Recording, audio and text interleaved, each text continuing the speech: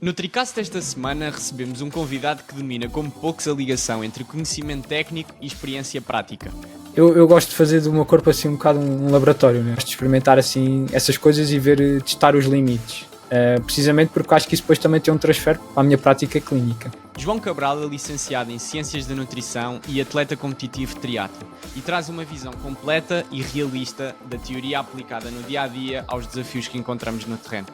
No episódio de hoje, para além de uma conversa sobre composição corporal e alimentação diária, vamos muito mais fundo. Falamos de construção de uma estratégia nutricional de prova, da relação entre hidratos de carbono, fluidos e sódio e levantamos a grande questão. Produtos caros valem realmente a pena ou é uma questão de marketing? O primeiro erro que eu vejo as pessoas a cometer é só se lembrarem da nutrição 2 semanas antes da prova. 120 gramas por hora, é isto que tem que se fazer, então olha, amanhã vou experimentar, pronto. Por isso, prepara-te, aproveita, porque este episódio promete fazer a diferença na forma como encaras a nutrição desportiva. E agora, atualmente, já estamos com uma ligação muito mais próxima. Eu dou-te treino, treinamos juntos, estás a trabalhar juntamente com a equipa do Momentum. E desde que comecei a perceber o teu contexto como atleta e também nutricionista, percebi que realmente, no que diz respeito àquela especialização de saberes da modalidade e termos a formação de nutrição, mas seres atleta e teres a especialização também de saber exatamente qual é que é a demanda da prova e qual é que é as exigências do triatlo, acho que isso acaba por trazer muito àquilo que tu podes acrescentar a um atleta dessa modalidade em específico. E queria abrir aqui a conversa um bocadinho por esse tópico de perceber também da tua parte se também sentes isso, do género, trabalhando com um triatleta, obviamente tu és nutricionista, podes trabalhar com qualquer pessoa, mas sentes que essa importância da prática, de também praticares, essa experiência te traz um acrescento para o que consegues depois entregar ao atleta, ao paciente, ao cliente. Sim. Bem, então, olá a todos e obrigado aqui pelo convite. É sempre bom estar aqui a falar de nutrição, que é o tema que eu mais gosto de falar. E sim, eu sinto que se tiver um cliente que seja triatleta, primeiro consigo ter uma conexão muito melhor com ele, e mesmo depois naquilo que é a prática clínica, consigo estar muito mais por dentro comparativamente a outras modalidades. Apesar de eu estar à vontade para trabalhar com qualquer pessoa que seja atleta, quando é um triatleta eu sei exatamente quais são as dores deles, por assim dizer.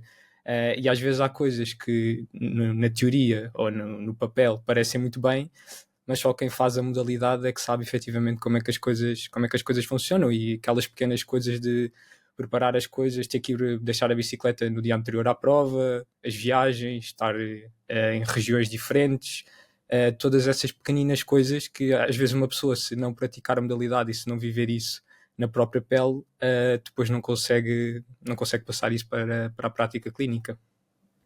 E uma coisa que na altura que falámos no podcast acho que me chamou a atenção foi também a parte da prova, de tu aplicares, porque lá está no triatlo, depois a nutrição para a prova é muito importante. Passas aqui por um bocadinho dos dois contextos de nutrição para composição corporal versus nutrição para performance, e poderes combinar as duas acaba por ser mais, se calhar até na parte da nutrição para performance, para a prova especificamente, muito importante. Mas eu apercebi-me que tu num curto espaço de tempo, antes de falarmos até um bocadinho mais da parte de nutrição, como triatleta tiveste uma evolução muito rápida. E acredito que agora neste ano ainda vais evoluir mais, esperemos, mas acho que em parte também pode ter sido pela execução que tiveste em prova pela nutrição, porque tu deste muito bem na longa distância. A longa distância é uma disciplina do triatlo, uma distância 70.3 neste caso, em que a nutrição já começa a ter um papel bastante importante, e acho que tu conseguiste fazer um bom transfer daquilo que tu conseguias fazer em treino e que valias como atleta para a prova, que é algo que há muita gente que tem uma quebra muito grande de performance para o que consegue em treino para a prova, e muitas vezes o fator nutrição é chave, e acho que no teu caso consegues ter aqui um facilitismo por trabalhares muito essa parte e conseguires aqui num curto espaço de tempo, quer dizer, ficaste este ano para balizar as pessoas em quinto lugar em sinos da geral. Sentes que isso foi um encurtar de caminho para ti no triatlo, especialmente longa distância, já teres essa base? Uhum. Sim, eu acho que foi fundamental. Obviamente que não foi isso que me fez ter estes resultados, obviamente.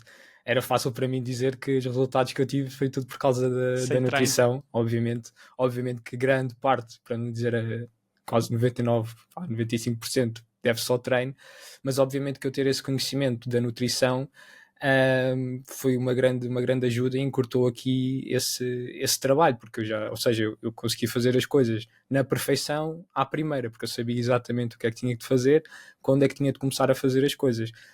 E eu sinto isso mesmo que tu estás a dizer, eu sinto que consigo ter um grande transfer daquilo que são os treinos para a prova, ou muitas das vezes eu sinto melhor na prova, consigo andar mais na prova do que nos treinos. E eu acho que isso também se deve muito toda a minha estratégia de nutrição, que eu consigo otimizar ao máximo para estar bem naqueles dias da prova. Eu acho que isso é uma grande ajuda. Sim, eu acho que há duas coisas onde tu tiras muita vantagem, de certeza. Para lá da parte da prova, depois no dia a dia do treino, és capaz de conseguir. É assim, também ainda não te conheço assim tão bem como atleta, ainda estamos agora neste início, mas sinto que tens muita consistência. Claro que a consistência se deve também à parte da organização, à parte de disciplina, de manteres aquela consistência, mas digo consistência de conseguires manter durante longos períodos de tempo os treinos, especialmente o chave, com boas sensações. E acho que aí a nutrição entra um fator muito importante, porque seja pelo, às vezes, o desconforto gástrico num treino de corrida, ou por uma falta de energia naquele treino, ou por uma falta de recuperação devido a uma falha na nutrição, eu acho que a nutrição depois na parte que é a consistência de treino tem um rolo muito importante. Cada vez me apercebo mais disso. Seja por falhares o treino, por teres algum problema, ou por começares a acumular fadiga, por não estás a recuperar bem. Sim, isso é uma coisa que obviamente eu tenho todo o cuidado em ter, principalmente na parte da recuperação, saber exatamente o que comer e quando comer também, nas quantidades que devo comer, e é uma coisa que eu tenho a vantagem que é uma coisa que me sai bastante natural, ou seja, eu olho para os alimentos e consigo saber, já sei exatamente o que é que têm, o que é que me vão fazer, e o que comer depois de cada treino e quando comer. E acho que para as provas, essas coisas por exemplo, dos desconfortos gástricos, eu tenho a vantagem que desde que eu comecei a treinar, eu já sabia exatamente, lá está, o que é que eu tinha que fazer. Portanto, eu já estou muito habituado às quantidades que faço em treino e em prova. Portanto, é muito, muito raro eu sentir qualquer desconforto gástrico nesses treinos-chave. Okay? E nas provas não significa que não possa acontecer, porque obviamente às vezes pode estar tudo otimizado e acontece na mesma. No entanto, eu já estou muito à vontade e habituado às quantidades que devo consumir, já sei os produtos exatos que devo consumir, portanto é muito pouco provável que isso aconteça. Sim. Um tópico central que eu tinha aqui para o início era, uma vez que estamos nesta fase e o último podcast falámos de pré-época e estamos numa fase de transição em que as pessoas já se começam a preparar, já estamos a começar a entrar naquela fase em que as pessoas estão a começar a meter treino. Eu acho que ainda assim estamos ainda num período em que é muito bom para fazer aqui alterações na parte da composição corporal. Porque é que eu considero que esta é a fase ideal? Porque é uma fase em que ainda não existe uma pressão tão grande de estar a bater certos treinos e especialmente a intensidade pode estar mais controlada e em que dá para se calhar dar aqui uma prioridade maior à perda de peso. No ganho de peso acho que não é tão problemático, mais na perda, porque aí o déficit calórico obriga a que a pessoa não esteja tão disponível para treinar e possa ter alguma dificuldade mais a recuperar. Ora, se a intensidade de treino está mais alta, fica mais difícil. Seja para ganhos ou para perda de peso, o que é que tu achas nesta fase muito importante as pessoas verem neste período? Sim, primeiro é importante olharmos para aquilo que é um atleta, ou seja, que já tem objetivos um bocadinho maiores, portanto um atleta de elite, ou um atleta mais recreativo. Para um atleta de elite, sim, esta é precisamente a melhor fase para fazer qualquer que seja a transformação de composição corporal, seja mais perder massa gorda ou ganhar massa muscular. Porque quando falamos em atletas de elite, estamos a falar de atletas que ali, a partir do meio do ano, têm quase provas uma vez por uma prova a cada semana ou uma prova a cada 2 semanas.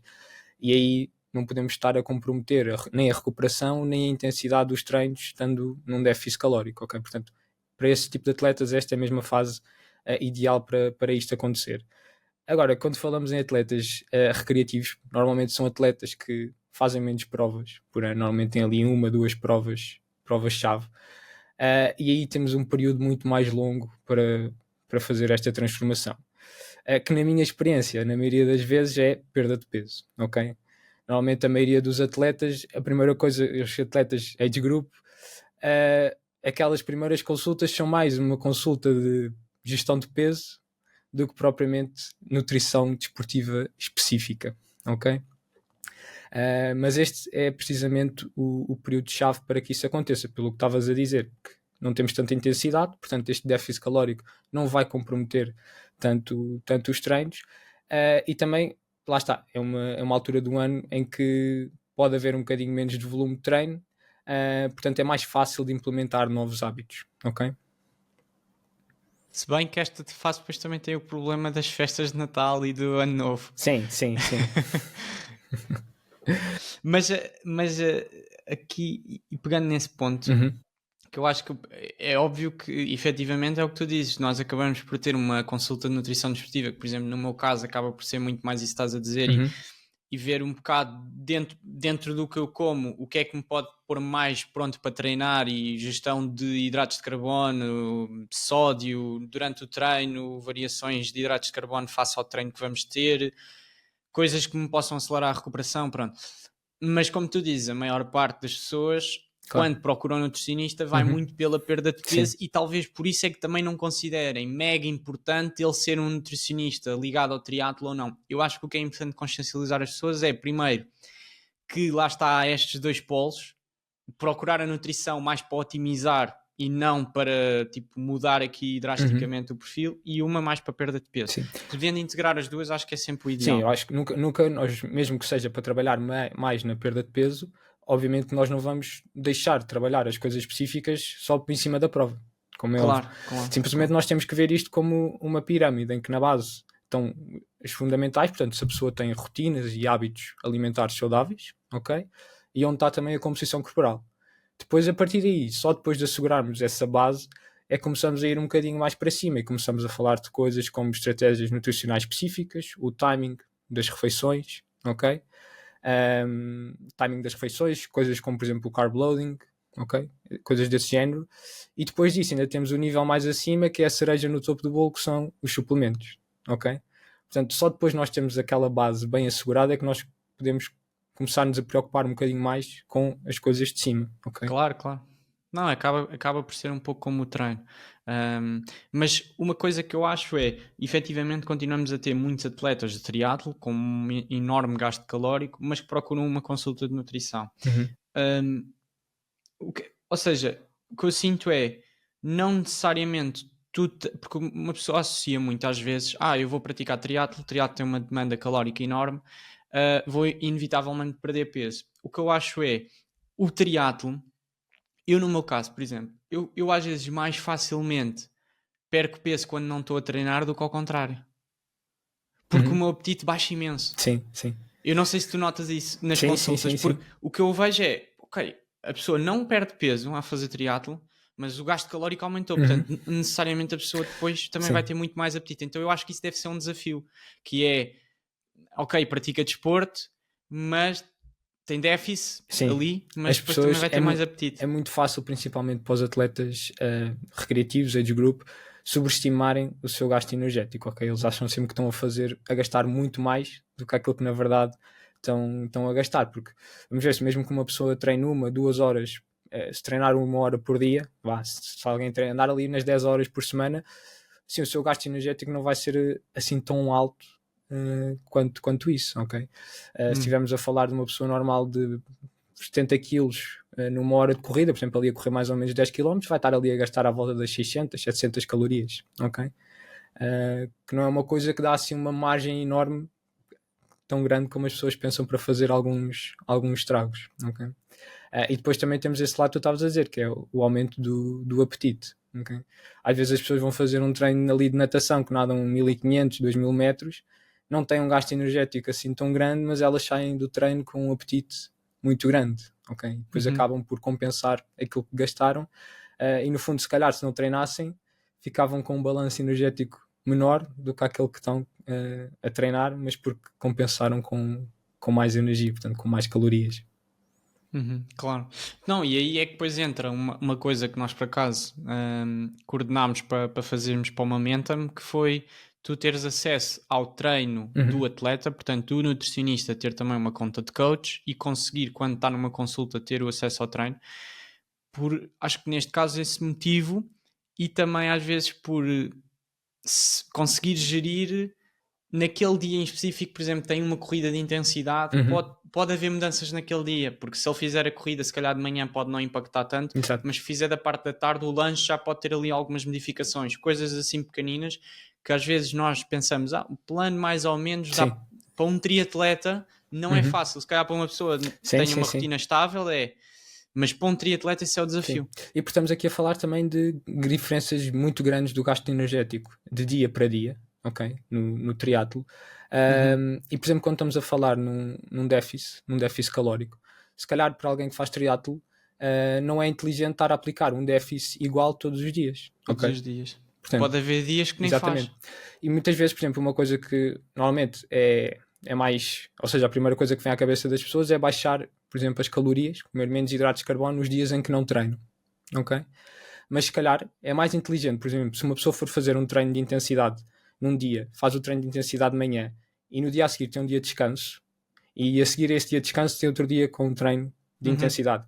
Se calhar é mais inteligente, em vez da pessoa baixar as calorias no seu dia de descanso e está a comprometer o dia de intensidade do dia a seguir, mais vale baixar as calorias no primeiro dia de intensidade a seguir ao treino, ok? Não está a comprometer o dia a seguir porque é um dia de descanso, e depois no dia de descanso aumenta um bocadinho os hidratos de carbono para estar bem no dia a seguir de intensidade. Ou seja, estocar as reservas de glicogênio exatamente, outra vez. Mantém a mesma, ou seja, o déficit energético semanal, digamos assim, é o mesmo, mas ali naquele dia de intensidade, após o treino, tem um déficit maior comparativamente ao dia de descanso, para estar preparada para o dia de intensidade a seguir. Imagina, ok, e esse dia de intensidade em que tu metes intensidade, se tu nesse dia não lhe dás hidratos de carbono, não vai comprometer a recuperação? Depende da altura. Ou seja, não estou a dizer que limitar os hidratos de carbono a seguir ao treino, mas por exemplo, se a pessoa fizer o treino de manhã, damos os hidratos de carbono a seguir, mas se calhar o jantar desse dia já tem um bocadinho menos de calorias. E no dia a seguir, a recuperação, dia mais recuperação volta ao normal, até porque muitas vezes nos dias de descanso, estamos aqui a falar, por exemplo, de pessoas que se calhar não têm um dia, imagina um complete rest day, portanto não treina mesmo. Nesse dia é muito provável que as pessoas às vezes até sintam mais fome, ok, do que nos dias em que treinam. O triatlo é sempre aqui um jogo entre estar o mais leve possível para a corrida, mas sem comprometer a potência no ciclismo e sem comprometer a recuperação, ok? Quando nós falamos aqui em composição corporal nos triatletas, aquilo que são, por exemplo, as medianas dos valores normais para os atletas, nas mulheres anda à volta dos 58, 59 quilos e ali entre os 20% de massa gorda, ok? Isto são valores medianos, ok? Obviamente temos atletas com menos. Mas de elite ou de geral? Não, no geral. No atletas geral, no geral. E para homens anda ali à volta dos 66 quilos e os 12% de massa gorda, ok? Ok. Obviamente, se nós estivermos a falar de atletas que passam muito para cima ou muito para baixo disto, se calhar já temos que aproximar um bocadinho mais destes valores, ok? Mas isto é uma coisa muito, muito individual. É uma coisa mesmo muito individual. E cabe tanto ao nutricionista como ao próprio atleta tentar descobrir aqui a melhor relação para aquele atleta. Ou seja, a relação entre peso e massa gorda, em que o atleta consegue estar a correr o mais rápido que puder, sem perder a potência no ciclismo. E depois no triatlo também há aqui outra grande questão, que é aquele budget calórico semanal que tem de haver, principalmente quando falamos em atletas que têm um volume de treino muito, muito grande. Okay? Portanto, às vezes há fases da época em que é preciso nós estarmos aqui num pequeno excedente calórico para os atletas conseguirem aguentar a carga semanal toda. E é isso que nós muitas vezes vemos acontecer, por exemplo, com esses atletas, os noruegueses, em que eles consomem imensas calorias, precisamente porque têm volumes de treino muito, muito altos. Okay? Sim. E nesta parte do plano alimentar, eu acho que uma coisa que continuo a sentir que ainda existe muito quando falo com pessoas ou quando ouço alguém a falar do tópico nutrição é as pessoas sentirem que entram muito em dieta, ou seja, agora entra em dieta, Uhum, restrição, restringir. Um, e sinto cada vez mais que o que vai funcionar é fazer algo que tu não sintas que estás uhum, efetivamente a exatamente. restringir muito, porque tem de ser uma coisa de continuidade. E por isso é que há pessoas que têm uma flutuação muito grande de peso constantemente, porque têm a restrição, depois voltam outra vez aos padrões antigos e voltam a Uhum. recuperar tudo. Um, Como é que tu consegues, que truques é que tu usas para que a pessoa consiga manter-se no plano mais facilmente e não sinta que aquilo é difícil de fazer? Sim. Eu acho que o ponto fundamental, e acho que é o que falta a muitas vezes as pessoas que eu vejo, é que a maioria das pessoas não tem uma boa rotina alimentar.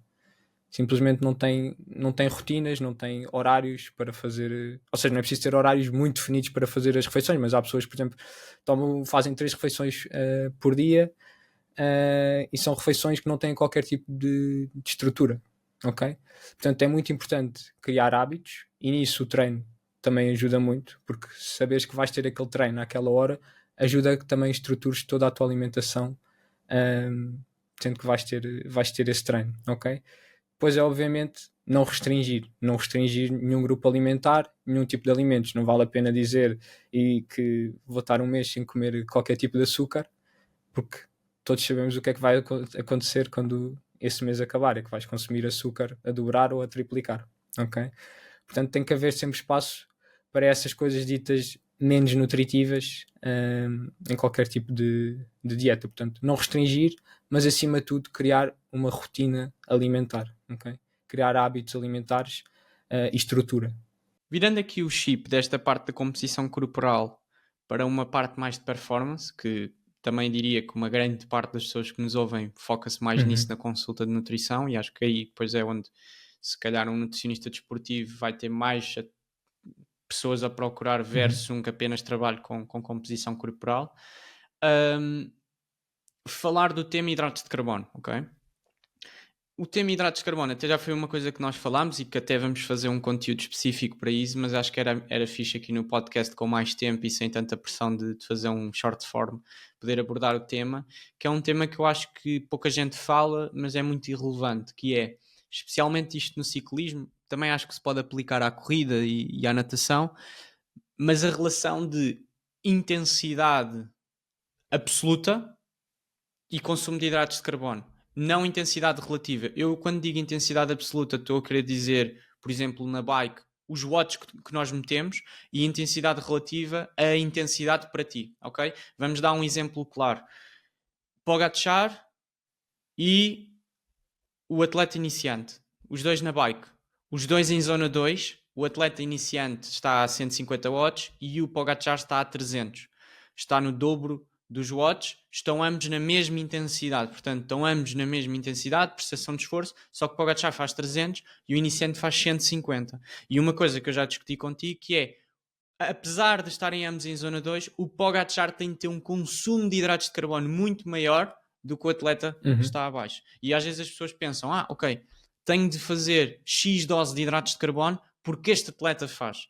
E por isso é que vemos atletas a fazer 120, 130, 140, 150, normalmente também são aqueles que fazem mais força na bike.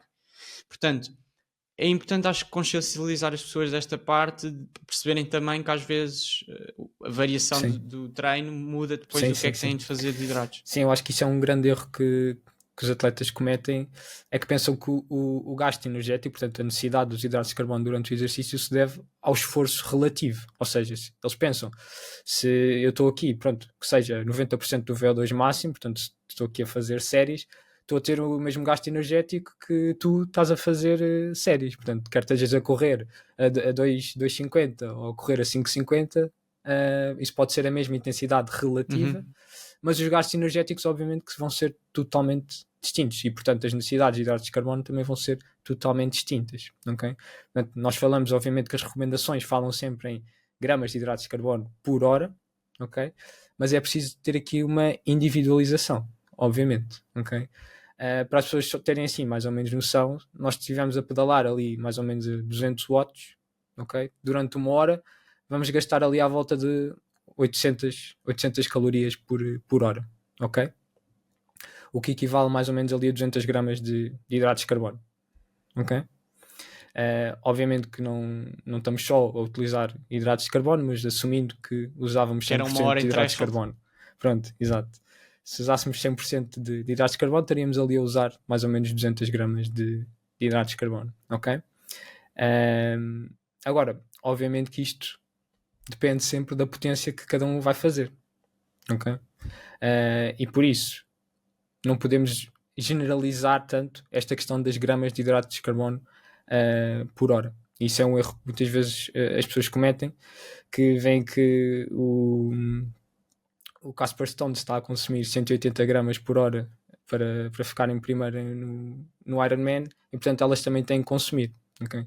Sendo que o gasto delas se calhar nem metade do que ele gasta em prova é, ok? Sim, eu acho que se calhar isto é uma boa forma de ver o problema. Eu posso correr a 6 o quilómetro e tu a 3, ok? Nós, se calhar, na prova vamos consumir eu numa maratona e tu numa maratona uma quantidade absoluta relativamente próxima, eu se calhar até um bocadinho mais, mas eu por hora meto menos, Exatamente, ok? sim. Portanto, agora o que eu sinto e normalmente é o que eu também recomendo, havendo um nutricionista no processo, melhor. Mas se eu não tiver um atleta com um nutricionista, normalmente para um atleta mais iniciante, eu tento sempre apontar se calhar mais para as 60 por hora, e depois, quanto mais o nível do atleta, mais importante é isso. Mas depois as pessoas têm de ter uma data de métricas, não é? O peso, a intensidade da prova e depois também... Aqui o peso diria que não é assim uma coisa o assim peso já não tão vai relevante, interessar tanto okay? por causa dos watts, Pelo claro. menos não diretamente. Obviamente tu podes dizer que uma pessoa mais pesada Só que tem faz tendência a fazer mais watts, portanto, pode é fazer quase mais uma potência, coisa relacionada, mas não claro. está diretamente relacionado o peso com a oxidação de hidratos de carbono, ok? Portanto, podes ter um atleta mais leve a oxidar mais hidratos de carbono por minuto ou por hora do que um atleta mais pesado, ok? Sim. Claro, o peso está e não está, pronto, porque Sim, mas obviamente que alguém mais que o pesado peso, tem estando uma em capacidade maior. teoria, vai pôr Sim. watts absolutos maiores, watts por Exato. quilo, acaba por sempre bater depois lá, certo? Faz sentido. Mas, por exemplo, eu olho o Yelly Jeans versus o Ditlev ou o Blumenfeld, é um atleta mais leve, logo em teoria, não é? Andando mais ou menos nos mesmos valores na bike, watts quilo, vai gastar menos, então pode pôr um bocadinho menos na bike. Sim. Em comparação. Exatamente, sim. Mas acho que isso é se calhar em termos de erros, acho que é um dos principais que eu noto, e acho que o que acontece, as pessoas veem o conteúdo dos profissionais, então balizam sempre as suas métricas, as suas guidelines por vezes por aquilo, e acho que as marcas de nutrição indiretamente também não têm problema em meter, Claro. Quanto mais precisares de tomar, mais tens de gastar, claro que sim. Mas quem não tem essa pressão do nosso lado estar, e acho que mesmo as próprias marcas ganhavam às vezes por clarificar isso, porque também na prática isso pode impactar a prova da pessoa, não é? Porque se tu te cedes na bike, na nutrição, pode causar problemas depois na corrida, e acho que isso é um dos fatores. E portanto fala-se muito do consumir a menos, mas nunca se fala muito do consumir a mais. E por vezes não é necessário e pode, passando um certo limiar, provocar estes problemas. Falando nisso de passar, ou seja, fazer a mais ou não, vamos pôr o exemplo de alguém que está realmente a querer otimizar a sua performance ao máximo, ok? E que faz, vamos dizer, 250 watts no 70.3 na bike, ok? É um bom atleta. E habitualmente faz 90 gramas de hidratos e sempre se deu bem, ok? Correu sempre bem, mas está a querer puxar, ok, tenho visto que a malta está a fazer mais que eu. Vale a pena ir aos 110? Vale a pena puxar? Vale a pena experimentar? Como é que vai conseguir perceber se está a beneficiar ou não? Ok? Deve aumentar os hidratos de carbono até sentir que já está a ser desconfortável? Como é que tu fazes essa gestão? Sim. Eu diria para, estando nas 90 gramas, aumentar mais, sim. Se tolerável, para aumentar mais, sim. Obviamente que a única forma de nós termos a certeza que estamos a otimizar aqui as gramas de hidratos de carbono por hora é se levássemos um atleta a um laboratório e testássemos a sua oxidação de hidratos de carbono por minuto, ok? Só aí é que nós conseguimos ter exatamente a certeza qual é a capacidade Na daquele intensidade atleta. específica, ou seja, nos Sim, 250 exatamente. watts, o Quantas dado que tu gramas precisas é da oxidação. de oxidação de hidratos de carbono. Portanto, quanto é que aquele atleta consegue oxidar de hidratos de carbono? Porque depois o que pode acontecer é, se passares do consumo de hidratos de carbono, consegues oxidar, os hidratos de carbono vão ficar no intestino, ok? E é aí que depois surgem os problemas gastrointestinais, ok? Agora, se o atleta estiver a tolerar, se ele mostrar que consegue tolerar aquilo em treino várias vezes, não há por que não fazer também em prova, ok?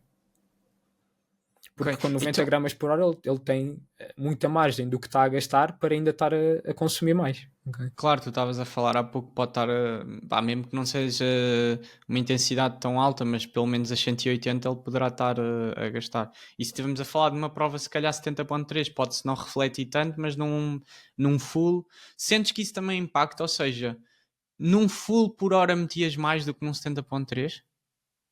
Sim, provavelmente sim. Apesar de que aí há uma dupla questão, que é a intensidade reduz, o tempo de prova aumenta, logo podes começar com o acumulado da prova a esvaziar as reservas, ou seja, tens mais probabilidade de ficar vazio e, portanto, podes ter de compensar isso. Por outro lado, estás a trabalhar numa zona em que se calhar estás mais em gorduras, como fonte primária de energia. Assim, depende sempre aqui um bocadinho do atleta, porque se estivermos a falar de um atleta de elite, ele, mesmo que esteja num Ironman full, vai estar a usar Vai estar a ir predominantemente a... sempre os hidratos de carbono, ok? Sempre os hidratos de carbono, ok? Mesmo estando numa intensidade se calhar um bocadinho mais baixa, vai ser sempre predominante os hidratos de carbono, ok? Quando nós falamos em intensidades em que a gordura é predominante, estamos a falar de intensidades mesmo muito baixinhas, ok? Ali a partir dos 40% mais ou menos do VO2 máximo. Obviamente que isto depende sempre um bocadinho do nível de treino do atleta. Quanto mais treinado tiver o atleta, mais vai ser ali o que é chamado o fat max, ou seja, o ponto em que os hidratos de carbono começam a ser mais usados do que as gorduras, ok? Mas ali à volta entre os 40% e os 60% é quando o jogo vira, ou seja, os hidratos de carbono começam a ser mais usados do que a gordura. 40% a 60% do VO2 máximo, ok? E alguém mesmo que esteja a fazer uma corrida ali zona 1, zona 2, provavelmente está numa intensidade maior do que os 40% do VO2 máximo, ok? Por isso, se aí o consumo de hidratos de carbono já é maior, então numa intensidade mesmo que seja de full Ironman, é tudo praticamente à custa dos hidratos de carbono, ok? Certo. Portanto, as necessidades mantêm-se. Ok, não mudarias assim muito por ser um full versus um Ironman, Não, um sim. 70.3. Se fosse um atleta de elite, se calhar até tinha mais atenção em garantir que ele estava a consumir os hidratos de carbono certos, ou seja, para mais. Simplesmente porque ali, num 70.3, como um atleta de elite vai fazer uma prova mais curta, há menos probabilidade dali, ou seja, a durabilidade tem é um fator menos É um fator, predominante do que exato. num Ironman full, ok? E aqui depois entra um capítulo diferente, que é o sódio.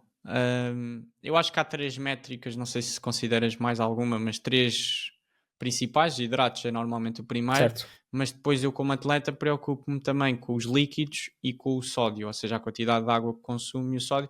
Por vezes já estamos a cair numa de só pensamos hidratos, hidratos, hidratos, e já nem pensamos tipo a água que tenho que consumir, mesmo o sódio. E o sódio tem sido um ponto que eu não tenho tido muita atenção e que gostava de agora, por exemplo, nesta fase de preparação para as próximas 70.3, tentar conseguir ter uma noção mais clara de que realmente, como tu estás a dizer, nos testes do laboratório, perceber numa intensidade quantos hidratos é que eu gasto. Mas e o sódio, não é? Testar isso também. Como é que tu vês isto do sódio? É algo difícil às vezes de... É mais difícil, eu sinto que é mais Sim. individual É também. muito individual e não há recomendações para como há, por exemplo, para os hidratos de carbono. Ok, nós não Pois temos é. recomendações de fluidos por hora e de sódio por hora. Ok? Não temos recomendações bem definidas. Primeiro porque é uma coisa muito, muito individual. Ok? E, portanto, primeiras reposições de fluidos, portanto, aqui falamos em água, mas o fluido, estão sempre ligadas às perdas de cada atleta, ok? E como é que o atleta consegue saber quanto é que deve repor de fluidos que perde? Primeiro, é um grande, às vezes, erro que as pessoas também cometem, é tentar repor 100% daquilo que perdem, ok? Isso não se deve fazer, ok?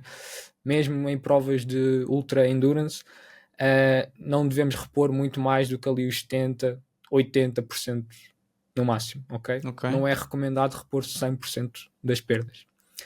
E como é que o atleta então sabe quanto é que deve repor daquilo que perde, ok? O primeiro passo é saber aquilo que perde, ok? E isto é muito fácil de saber. Basta fazerem um treino, preferencialmente um treino específico, portanto ali um treino de intensidade que se assemelhe à intensidade de prova, para conseguirmos assemelhar à prova. Pesarem-se antes do treino, ok? Roupa interior ou sem roupa. Quando voltarem do treino, voltam-se a pesar, sem roupa, secam-se com uma toalha e descontam também. Ou então, só interrompendo, sim. Estava a pensar na possibilidade, estava a pensar eu a fazer isso. Levar a balança, pese-me com a roupa, sim, começa eu o treino a dizer, e depois com o que acaba. sim. Leva a balança no carro. Sim. Estás a ver? Imagina um treino de não brico convém, antes de ir não correr. convém pesar-te com a roupa, porque a roupa vai ter o suor dentro da roupa. Pois é. Pois é. Não, mas já viste, é estas coisas. Sim. Eu ia fazer isto e não me ia lembrar disso. Dizer, secaste com uma toalha também para tirar aquele suor, não vai contar muito, mas secaste para tirar aquele suor que está na pele. Ok? Portanto, eu digo sempre sem roupa ou com roupa interior. Isto faz bem, por exemplo, se fores fazer uma corrida em que começas em casa e voltas para casa, por exemplo, é o melhor. Ou uma volta de bike também dá para fazer. Portanto, fazem o peso antes, menos o peso depois, ok? Têm sempre aqui que também descontar aquilo que beberam, portanto, se não beberam nada, não precisam de somar nada, e ver se este valor final, portanto, a perda de peso durante o treino, a que porcentagem é que corresponde do vosso peso inicial, ok? Portanto, se esta perda de peso for igual ou superior a 2% do vosso peso inicial, então é porque já estão a comprometer a vossa performance, ok? Portanto, provavelmente comprometeram um bocadinho a performance nesse treino se estão com perdas iguais ou superiores a 2% de peso num treino, ok? E portanto é assim que nós sabemos quanto é que devemos repor. Devemos repor o suficiente para que as perdas, não estar abaixo de peso sejam inferiores a 2%. Ok, e isso resolve a questão de quantidade de líquidos, ok, portanto exatamente. Interessante. Okay. E como é que agora entramos na parte do sódio? Sim, agora o sódio, era o que eu estava a dizer, não há recomendações exatas de miligramas de sódio por hora. Agora, o sódio deve ser sempre reposto, não pelas perdas, ok? Porque aquilo que nós sabemos é que as perdas de sódio por si só não são suficientes para impactar aqui a performance, principalmente mesmo que estejamos a falar em provas de Ironman, ok? Não são suficientes. Agora, aquilo que pode afetar a concentração de sódio no nosso organismo é se nós estivermos a repor a água sem sódio, ok? Portanto, a quantidade de sódio que nós consumimos está sempre dependente da quantidade a diluir de água. aquela que tu já tens. Exatamente. E aí é que pode haver um problema de hiponatremia. Okay, portanto, estamos a diluir o sódio que temos. Portanto, o sódio depende não só das perdas, mas também muito da quantidade de fluidos que estamos a repor. Okay? Ou seja, eu acho que aqui é só... Eu entendi, mas acho que pode ficar confuso para algumas pessoas, que é...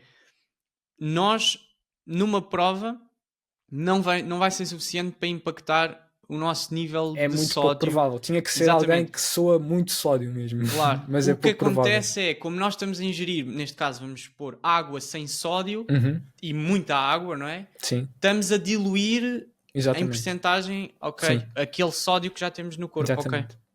Mas e aqui só devemos começar a tomar mesmo muita atenção se estivermos a repor a partir das 70% das perdas. Ok? Portanto, se para compensar para evitar aqueles 2% de perda de peso, for preciso repor mais de 70% ou 70% das perdas em fluidos, então aí já devemos começar a tomar um bocadinho mais de atenção à quantidade de sódio que usamos. Ok? E aqui estamos a falar, obviamente que isto depende sempre. Lá está, outra vez o melhor era levar o atleta a um laboratório e ver quais são as suas perdas de sódio, ok? Por litro de suor, ok?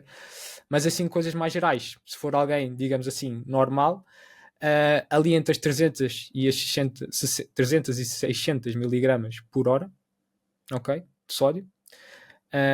O que normalmente, por exemplo, se estivermos a repor 1 litro por hora, que normalmente nas provas é mais ou menos isso que as pessoas costumam repor, que dá ali mais ou menos um bidon por hora, ali entre as 300 e as 600 miligramas de sódio. Se for alguém que é aquilo que é chamado um salty sweater, portanto, se tem o suor muito salgado, aumentarmos já um bocadinho para o dobro, portanto, entre as 600 e as 1200. Ou então, se for uma prova com um clima muito quente e muito úmido, ok? Aí jogar sempre para o limite superior, portanto entre as 600 e as 1200. Qual é que é o problema de fazer sódio a mais? É O que é assim, que pode causar? é pouco provável que haja assim algum problema. Era preciso abusar mesmo muito ao ponto que se calhar o que estavas a beber deixava de ser Ou seja, estás-me a agradável querer de beber. dizer que mais vale, em caso de dúvida, ir um bocadinho para mais Sim, do sódio. um bocadinho a mais, sim. E eu só estou a É dizer isto assim, um porque eu bocadinho a acho que para mais quem. neste intervalo que eu estive a dizer. Claro, Ok, claro. Ou obviamente. seja, pá, na pior das hipóteses, estou a Até porque, continuar, vai sim, até porque e aquilo meto que...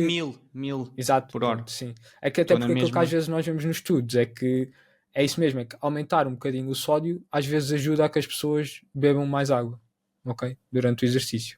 Portanto, às vezes mais vale meter um bocadinho de sódio porque torna a bebida mais palatável. E, e é nesse sentido que às vezes há alguns estudos que mostram que o consumo de sódio melhora a performance. Mas o problema é que os estudos em que mostram isso são sempre estudos em que as pessoas beberam mais fluidos, ok? Portanto, essa associação entre o sódio e a performance pode Claro, não ser pelo pode. sódio em si, mas pode ser porque, como beberam mais sódio, também beberam mais água, ok? E, portanto, limitaram aquela perda de peso durante o exercício. Uhum. Não, eu estou a dizer isto porque acho que, pá, para nós atletas é difícil por vezes, e acho que qualquer pessoa está às vezes na prova e como tu dizes, muda muito do clima e por vezes só sabemos como é que vai estar as condições da prova exatamente no dia e sentirmos, olha, fui para lá e epá, está úmido, realmente está quente, está mais quente do que eu estava à espera. E às vezes a percepção que nós Sim, sim. temos Mas é aqui 20 este... graus no Sim. papel, mas depois tem Sim, muita sim, sim, umidade, já sim, é claro, diferente. claro. E às vezes tentamos ficar ali, pá, um bocadinho mais de sódio, um bocadinho menos, um bocadinho mais de água, um bocadinho menos, e saber que, por exemplo, e apontar um bocadinho acima no sódio pode ser, pode não causar problemas, se calhar se for a menos já podemos ter algum problema naquele fator que tu dizes de estou a Sim. meter muita água com pouca concentração de Uhum. sódio e aquilo dilui. Sim. Mas aí lá está, também é uma questão às vezes, há pessoas que tendem a consumir a menos, mas também há muitas pessoas que aqui nos fluidos às vezes consomem um A bocadinho a mais. mais. Ok. Isso também pode ser um problema no limite porque estás a carregar às vezes peso desnecessário Então durante a eu prova. nem tinha isto pensado, mas E uma outra vez coisa, que não. desculpa, só aqui que Diz. estamos a falar do sódio, só para desmistificar aqui às vezes aquela coisa do sódio e das câimbras, ok? Que às vezes as pessoas fazem sempre aquela ligação, tive câimbras porque não consumi sódio suficiente, ok? Sendo que não há aqui também esta ligação direta, ok? Tanto do sódio como também às vezes do magnésio. Há muitas pessoas que tomam magnésio As durante a bananas. prova, ok? É as bananas. Ou há pessoas que tomam mesmo o magnésio durante a prova, ok? Não faz sentido fazer isso. Primeiro porque nós não perdemos magnésio suficiente no suor para ser preciso repor, ok? E segundo porque esse magnésio não vai fazer nada para prevenir qualquer câimbra, ok? Não, o tema câimbras é interessante porque eu tenho alguns atletas e por vezes também têm câimbras. Eu acho que sinceramente, e também depois tenho outra pergunta nisto, mas acho que há dois fatores principais, que é o fator psicológico, psicossomático. Acho que é muito importante para as câimbras, isto porque para quem, e eu vou dizer isto, eu tenho a certeza, comentem, câimbras na natação. É se calhar onde uma grande parte, e cada vez noto mais, os atletas já não têm assim tantas câimbras na corrida, se calhar, como se pode pensar que é quando já estás com mais fadiga, quando já tens, se calhar, um maior déficit, lá está, de poder ter algum déficit nutricional, têm na natação. Portanto, eu aí pergunto-me, espera aí, como é que é possível? A natação não tem um impacto Sim, sim. muscular E se real. calhar na prova a seguir estão a consumir sódio antes da natação a pensar que... Sim, Exatamente, sim. e se calhar isso vai trazer outros problemas quando é uma questão psicológica. E por vezes as câimbrias podem aparecer não pela questão nutricional, mas pela intensidade. Ou seja, na Exatamente. prova estás a fazer uma Sim. intensidade que não é a tua Uhum. e As pronto, câimbras acaba são uma lesão, digamos assim, muito multifatorial. ok? E os mecanismos para a sua causa ainda não estão garantidos. Não sabemos exatamente porque é que isso acontece. Há dois mecanismos pelos quais elas, ou seja, está estudado que podem acontecer. Um são desequilíbrios do balanço eletrolítico, portanto aqui o balanço de fluidos e, por exemplo, de sódio, ok? Que pode influenciar, sim. Mas depois outro grande mecanismo pelos quais elas podem acontecer são alterações da função neuromuscular, ok? E aqui contribui, por exemplo, sim, um aumento da intensidade a quais não estamos habituados, por exemplo, ok? Sim, houve uma altura que eu descobri, por exemplo, esta época com a prática, com o teste erro, erro, e portanto apercebi-me com os meus próprios problemas, que a cafeína me estava a causar problemas musculares, logo, por exemplo, nos duátleos, em que eu estava a ter câimbras na bike e eu achava que estava a ter as câimbras na bike porque isso também é algo que eu tenho de voltar a validar, mas validei numa prova e que não me aconteceu. E agora quero experimentar mais vezes, mas eu fazia a primeira corrida e eu na bike tinha câimbras sempre. E era porque, na minha opinião, pela cafeína. Porque eu depois tive depois uma prova de triatlo longa em que a cafeína também me gerou problemas e eu comecei a associar. E depois, quando fui aos World Games, que foi uma prova com imenso calor e umidade, ou seja, onde em teoria, não é, na nossa cabeça, numa prova de calor e umidade, pode gerar as tais câimbrias, eu não tive uma única câimbria na bike. E foi a bike com maior intensidade que eu fiz. Portanto, eu aumentei a intensidade, coloquei-me num cenário de umidade e calor elevados e reduzi a cafeína pré-prova, e no meu caso eu não tive câimbras. Não estou aqui a dizer que a cafeína gera Claro, câimbras. sim, Estou a sim. dizer que no meu caso, aquela Sim, sim, quantidade sim. específica que eu estava a fazer Uhum, já estava a passar, se calhar, um limiar que uhum, naquele tipo de intensidade e de prova estava a acontecer. sim. Sim, E mas por isso é que é eu. isso. Aqui as câmeras são uma coisa muito multifatorial e a verdade é que há pouco que a nutrição possa fazer para resolver uma câmara, ok? É assim, O shot pickle temos é o essa clássico. estratégia para curar pode curar uma câmara assim de forma aguda, que é o ácido acético, ok? Que no fundo o que vai fazer é dizer ao cérebro, olha, para lá de preocupar com a câmara, que temos aqui um perigo Temos maior, aqui outra coisa que pior. no caso é o ácido. No fundo aqui o mecanismo é o mesmo que às vezes quando estamos a ter soluços, portanto os soluços também são uma contração involuntária do diafragma, que é o mesmo que acontece com uma câmara, que é uma contração involuntária, e alguém nos prega um susto e os soluços passam, ok? Portanto aqui o mecanismo é o mesmo, só que em vez de ser um susto, estamos a enganar o cérebro com o ácido do ácido acético, ou no caso, por exemplo, do sumo de pickles, ok? Há um Ok. vídeo engraçado dos ciclistas, para aí nos anos 70, 80, a picarem-se com agulhas na perna quando estavam com câmbios, ok? Portanto, para causar dor para o cérebro se esquecer que está a ter uma câmara e tem ali um problema novo para lidar, ok? Ok. Sim, olha, é uma explicação fácil das vezes Uhum. percebermos como é que isso funciona, porque não há assim uma lógica direta de percebermos, ok, o que é que isto pode ter a ver. Ok, interessante. Mas ia-te dizer, e isto aqui não estava pensado, mas pondo aqui quase na balança, porque como falámos, hidratos de carbono, se calhar são as três, não é? Hidratos de carbono, quantidades de líquidos, água e o sódio. Por importância, ok? É difícil, eu sei, estão todas juntas, mas por importância. Não, eu diria que por importância os hidratos de carbono, simplesmente porque a hidratação e o sódio é mais fácil de garantir que estás a fazer a coisa certa ad libitum, ou seja, a pessoa por sensação, Forma natural. de forma natural e por sensação, é provável que a coisa dê certo, ok? Os hidratos de Ok. carbono já não, ok? Se fores lá por sensação, provavelmente não vai Vai correr estar bem, abaixo. sim. Abaixo. Ok. E depois, se calhar, os líquidos e o sódio em último. Sim, Se bem que, obviamente como que tu são disseste, o importantes, sódio é importante. principalmente quanto mais longas forem as provas e quanto maior for a taxa de sudorese do atleta. Ok, ok, ok. Uhum. É um tema sempre denso, né? É um tema sempre que Sim, ficávamos sim, aqui sim. quando falamos Dava depois, um podcast porque inteiro. é um tema que tem muitas variáveis. Lá está, como é o tempo, a intensidade que a pessoa Claro. mete, o objetivo da pessoa também, Sim, não é? Porque isso, claro, assim, isso também é muito importante, e eu acho que obviamente. até tinha isso aqui, mas efetivamente, se eu só quero ir para acabar, pá, se calhar não preciso estar Claro, aqui a fazer tantos não é hidratos de preciso estar a carbono, não consumir é? 120 gramas por hora, ok? Claro. Não. Até posso se calhar levar o pão, o pão Com de leite, presunto. não é? O pão de Sim, leite com presunto em vez de estar a meter barras e geis o tempo todo. claro. Sim, sim, sim. Não há tipo se calhar uma intensidade de prova que gere que, Uhum. tipo uma Mas por coisa isso é assim que é mais tão fora. importante a questão da individualização. Apesar de nós termos estas recomendações gerais, a nutrição tem que ser totalmente individualizada. Uhum. E assim destas coisas de prova, então, o que é que. Obviamente que os hidratos de carbono deve ser um deles, mas quais é que são assim? Até podes incluir, se calhar, o pré-prova, não é? Quais é que são os principais erros que às vezes vês os atletas a cometerem antes da sua prova e que arruinam a sua prova, Sim. não é? Olha, o primeiro erro, eu não diria que é exatamente assim antes da prova, mas o primeiro erro que eu vejo as pessoas a cometer é só se lembrarem da nutrição tipo 2 semanas antes da prova.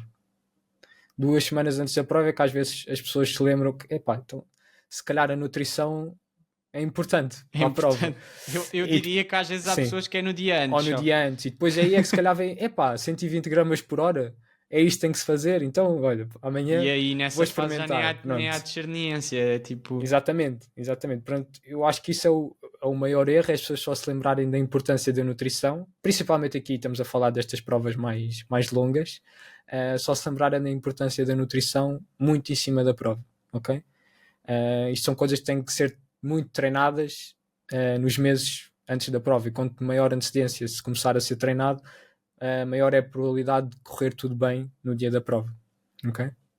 E quando eu digo correr muito bem com a nutrição, não é só não haver, por exemplo, problemas gastrointestinais, mas é a própria nutrição conseguir otimizar todo o treino que foi feito, ok? Ninguém quer estar a treinar meses para depois no dia da prova estragar tudo porque não teve a nutrição certa, ok? Por isso acho que esse é assim um erro que é cometido antes da prova. Outro erro, que é assim um clichê, mas que as pessoas continuam a fazer, que é experimentar coisas novas no dia antes ou no dia da prova, ok? Estão habituados a tomar um tipo de gel, no dia antes da prova vem que está toda a gente a tomar aquele gel XPTO que não causa problemas gastrointestinais, e que o colega do lado se dá muito bem com ele, nunca teve problemas, então como se calhar até vem ali no kit de atleta que eles dão, eles vão experimentar. Pronto. E obviamente que isso não se deve fazer, é aquela regra que é o clichê que toda a gente diz, mas que como nem toda a gente continua a cumprir, tem que ser dita a mesma, que é não experimentar coisas novas, nem dosagens diferentes no dia da prova, ok? E cada vez, desculpa lá interromper, mas cada vez vai acontecer mais. Sim, sim, E sim. porque as pessoas cada vez chegam às provas com menos preparação, ou seja, é o que nós já falámos aqui ainda no último podcast, que foi um tema que eu depois tive algumas pessoas com algumas visões às vezes diferentes do que eu digo, de eu ter a opinião de que um ano não chega para preparar um Ironman, porque aí entra essa questão que é, se me perguntares a mim, ponho para uma pessoa que quer acabar um Ironman, ponho a nutrição logo com uma grande prioridade no início? Pá, não posso, porque a pessoa não Claro, sabe ainda nadar, a claro, pessoa claro. tem de pedalar, tem de correr, tem tanta coisa. Agora, a realidade é que para um Ironman a nutrição é chave. O Sim, sim, problema é sim. que uma pessoa com um ano não tem tempo para consolidar tudo. Não é? E eu acho que quando as pessoas entram nisto e se mandam para uma prova dessas, a probabilidade de experimentarem coisas novas é muito grande, não é? Sim, sim, Estão há sim. tão pouco tempo ali, se calhar aquilo é a primeira prova delas, é o primeiro triatlo. Sim, sim, sim. Estás Pronto, a mas ver? é esse o problema. Pronto, as pessoas querem fazer as coisas demasiado rápido. Claro, claro. Não, aí é porque é assim, e quem já tem mais anos de experiência sabe isso, que é, parece que não acabam as coisas a melhorar, Exatamente, sim, nem sim, nunca sim. vão acabar porque as coisas Sim. também vão evoluindo. Há uns tempos atrás falava-se de 60, 80 gramas de hidratos, agora já se fala um de 120, 140 e portanto obriga-nos também a um reajuste constante. Surgem As novos próprias, desculpa, suplementos. as próprias recomendações assim, das entidades maiores, em termos de comunidades científicas, ahm, ainda recomendam as 90 gramas por hora, ok? Não há assim grandes, ou seja, as guidelines principais, Não estão ainda obviamente que já há reajustadas. outros estudos que mostram que 120 gramas podem ser melhores do que as 90 gramas por hora, mas aquelas guidelines principais ainda estão nas 90 gramas por hora, ok? Por isso isto aqui obviamente que às vezes os atletas vão estar sempre um bocadinho mais à frente ou a experimentar coisas novas do que a ciência. Ok? Sim, sim, sim. E isso é um tema que, por acaso, foi o Luís Mesquita que eu ouvia dizer isto, ahm, que é, não é fácil nós como treinadores, ou até no caso de nutricionistas, a trabalhar com atletas de elite, podermos usar a evidência científica, portanto os artigos, como uma guideline perfeita. Porquê? Porque a amostra que está nesses artigos raramente é elite. São atletas gerais. Sim. E o efeito, por exemplo, de um suplemento de nitratos num Exato. atleta de elite pode ser muito diferente a E resposta a um atleta sim, sim, normalmente sim. para menos. O efeito é muito, muito menor. A magnitude de efeito é muito menor em atletas de elite do que em atletas amadores. Okay? No caso dos Exato. nitratos, sim. Nesse suplemento em específico, mas nem outras coisas, desde o treino Sim, até sim, à sim. nutrição, Claro. isso acaba por acontecer, não é? E portanto, é uma excelente base, mas falta sempre aqui, às vezes, vocês não podem fazer nada, eu também não posso fazer nada, porque ou começamos a ter efetivamente atletas, mas é sempre o problema que é os estudos, estes estudos requerem muito tempo, não é? E requerem também bastantes testes. E os atletas de elite, para lá de não querem às vezes ceder esse tempo, não querem ceder dados, não querem partilhar dados. Sim, sim, sim. Então fica difícil ter Claro. estes estudos e por vezes até são quando os atletas retiram, aqueles que têm interesse de contribuir, apostam um bocado naquele ano a seguir a se retirarem para estarem em alguma investigação. E o que acontece muitas vezes, mais até com os suplementos, é que estamos a estudar, ou seja, uma coisa até pode ter efeito e fazer sentido a nível de mecanismos, portanto, mecanismos bioquímicos e fisiológicos, mas depois isso não corresponder a um aumento da performance. Ok? Portanto, no papel pode tudo fazer sentido, e há suplementos que são assim, faz sentido, mas depois aquele suplemento não tem uma melhoria na performance, ok? E portanto podemos questionar aqui se vale ou não a pena tomar. Okay? Claro. E, por exemplo, no teu caso em específico, como atleta, tu foste puxando as tuas gramas de hidrato de carbono progressivamente para cima. Pergunto primeiro quantas é que eram mais ou menos o teu início e depois como é que tens feito esse processo de puxar para cima o que é o teu atual, num 70.3, que é o que tu estás a focar-te, e depois em que medida é que consegues associar esse aumento a um aumento de performance, se consegues. Como é que estás a gerir essa fase, esse ponto? Eu gosto de fazer do meu corpo assim um bocado um laboratório, né? Gosto de experimentar tudo e às vezes fazer assim coisas malucas, como foi por exemplo agora aqui há pouco eu até meti aquele vídeo da cafeína, obviamente a tomar ali uma dose de cafeína um bocado mais alta, mas pronto, gosto de experimentar assim essas coisas e testar os limites. Precisamente porque acho que isso depois também tem um transfer depois para a minha, Foi o que falámos no início. para a minha prática clínica. Mas eu comecei um pouco como toda a gente deve começar, portanto, ali à volta das 60 gramas por hora, 60, 80 gramas, fui aumentando sempre aos poucos. Naturalmente, esse aumento, que é aquilo que eu também recomendo, o aumento ir acompanhando o aumento do volume dos treinos, portanto, quanto maior for o volume dos treinos, também ir aumentando as gramas de hidratos de carbono por hora. E neste momento, no 70.3, estou ali a consumir à volta das 120, já cheguei a consumir mais, ali à volta das 130 por hora no ciclismo, ok? Depois na corrida reduz um bocadinho, sim. Mas posso dizer que em treino já cheguei a consumir 150, 160 gramas por hora, coisa que correu bem, sim, mas não significa que vá fazer isso em prova, né? Obviamente, sim. Se calhar se fosse um full, provavelmente mas aumentaria. Em relação ao transfer, consegues para a performance? Para a performance. Assim, em prova eu não te consigo dizer que teve assim um transfer porque eu sempre fiz assim, ok? Não, a minha primeira prova de 70.3 eu já estava ali a consumir as 115 gramas por hora. Mas em treino sinto que sim, que se não tiver essa quantidade toda de hidratos de carbono, sinto uma perda de performance, sim. Sinto isso principalmente ali em aqueles treinos de brick, portanto na corrida. Na corrida depois. Sim. Claro. Chegas vazio, chegas mais... Exatamente, sim. Ok. Boa. Bom tema. E saindo, ainda, apanhando se calhar que ainda estamos aqui um bocadinho na fase de, agora até já falámos de suplementação assim a espaços. Suplementação para ti, os clássicos que toda a gente devia tomar, ou seja, que tu sem precisares de conhecer assim muita pessoa, dizes, ok, em teoria isto vai fazer sentido para ti, podemos pôr um triatleta como um modelo exemplo. E em que medida é que depois na individualização as análises clínicas são importantes para tu depois também seres capaz de complementar este trabalho? Eu sei que isso é muito importante depois ter esse dado para individualizar particularidades que só se consegue ver depois com as análises. Sim. Assim, as análises são importantes principalmente para corrigir aqui possíveis déficits que temos. E aqui estamos a falar, por exemplo, a nível do ferro, vitamina D, ok? Coisas desse género. Portanto, vitaminas ou minerais que possam estar aqui com possíveis déficits que podem possivelmente acontecer num atleta de elite, ok? Agora, quando falamos em suplementos mais ergogénicos, portanto, que têm um potencial de aumentar aqui a performance, temos muitos suplementos, portanto, que são vendidos, mas são poucos aqueles que funcionam, ok? Que têm evidência científica para o seu efeito ergogénico. E aqueles principais são 5, ok? Aqueles que temos a certeza que podem beneficiar a performance. E esses 5 são a creatina, ok?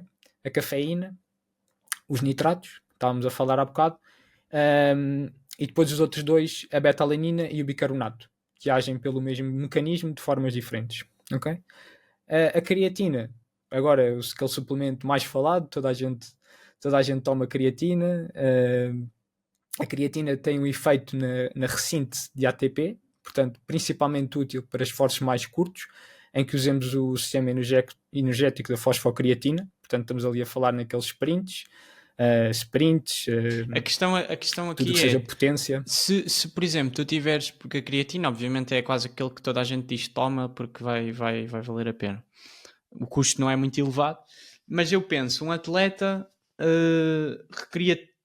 mais recreativo, que obviamente eu, por exemplo, como treinador, mesmo para esse atleta vou colocar sprints, vou colocar retas, vou colocar trabalho de velocidade.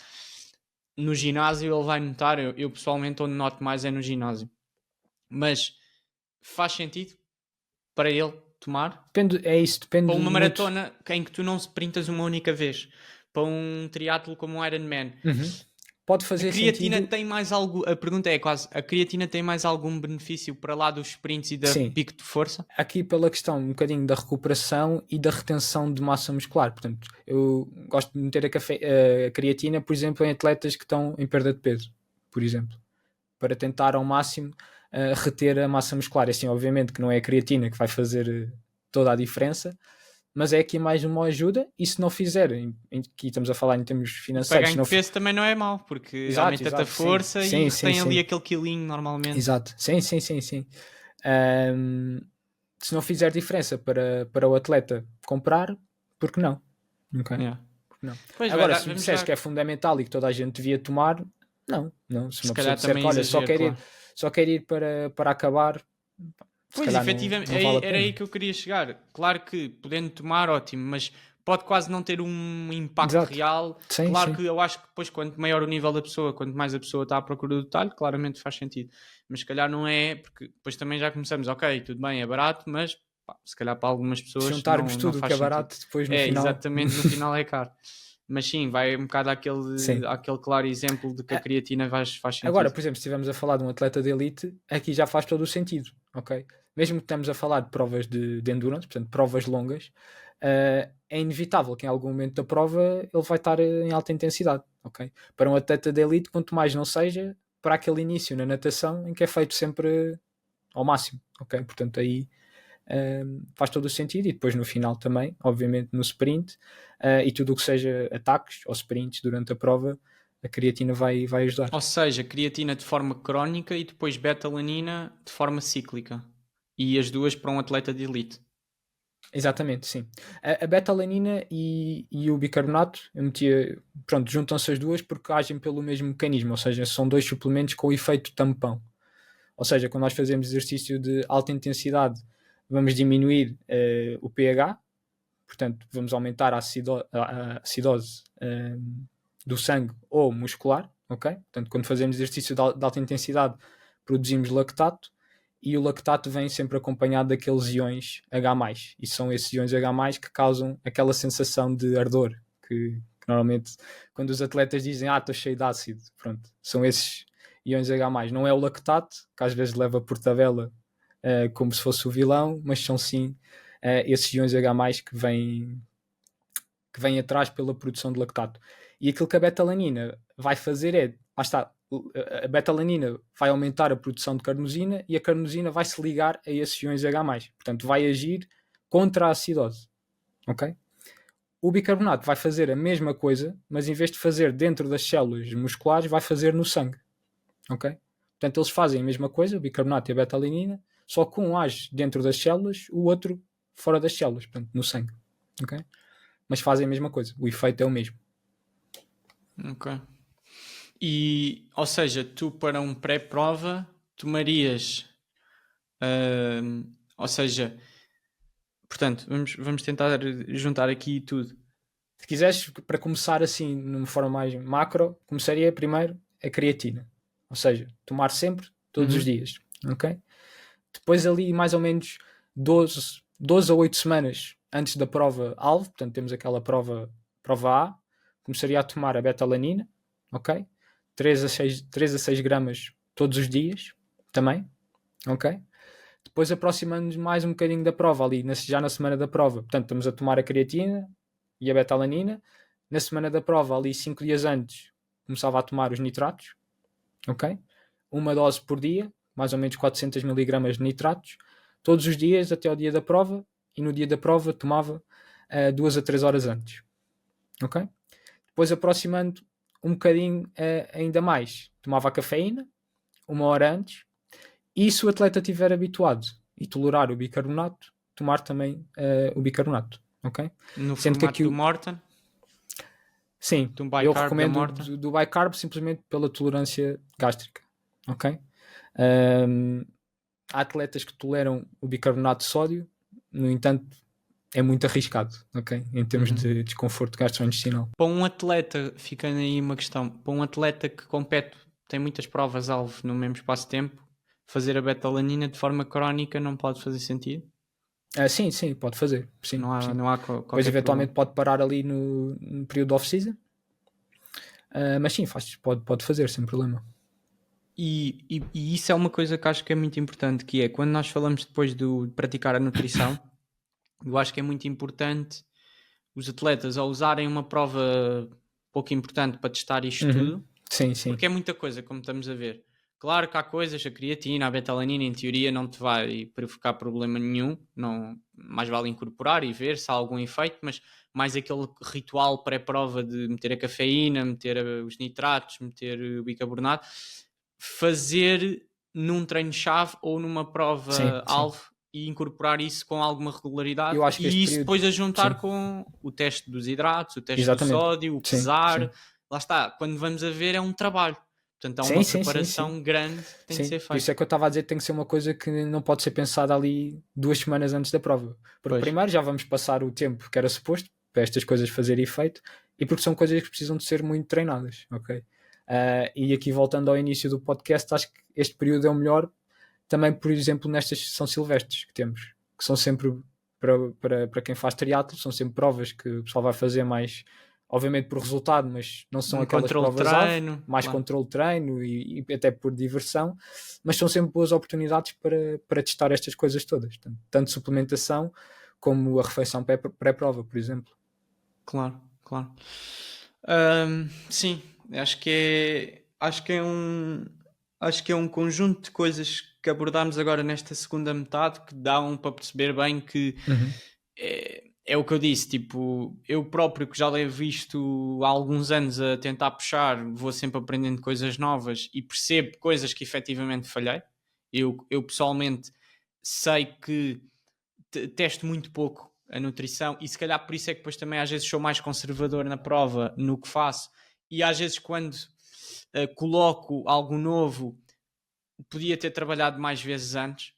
há sempre aquela dificuldade de não termos, se calhar, tantos treinos assim que se assemelhem ao que é a prova, porque não é nada, especialmente uma prova profissional, é muito difícil reproduzir Sim, em sim, treino, sim. ok? Porque parece que não é diferente. Primeiro, é raro tu conseguires fazer natação, bike, corrida seguido num treino. Claro. Não vais conseguir. Uhum. E depois, mesmo que tu faças um brick, tu nunca transitas num minuto e meio. Claro, claro. E a própria intensidade nunca vai ser a mesma. Juntas a isso o stress, a ansiedade da prova, e portanto eu acho que há sempre um trabalho que tem de ser com teste na prova. De prova para prova as coisas também alteram. Às vezes eu posso ir com um plano, aquilo funcionou naquela prova, faço o mesmo plano na outra prova, mas Claro, sim, sim, mudou a sim. variável tempo, Exatamente. mudou a variável intensidade, mudou a variável qualquer coisa e muda. Só que é um bocadinho o que eu acho que a experiência vai dando, é a capacidade de tu tomares decisões e tu moldares as coisas. E pronto, vai sempre haver deslizes. Há atletas, o melhor atleta do mundo vai fazer erros, a probabilidade dele os fazer é só menor. Claro.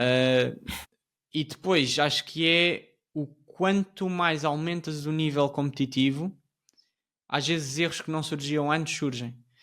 Porque quando tu chegas a um, e nem vamos pôr no meu caso, vamos pôr um caso de um age group, passou de querer acabar a prova num determinado tempo, melhorar o seu próprio tempo, para ir ao Mundial e ser competitivo no Mundial de age group.